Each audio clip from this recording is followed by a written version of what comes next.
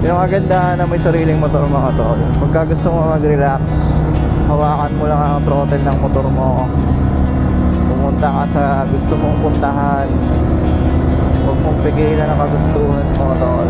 Kasi minsan kinakailangan talaga natin mag-relax. Katulad nito, kahit mag-isa lang ako, magre-relax ako. Ganito ako mag-relax.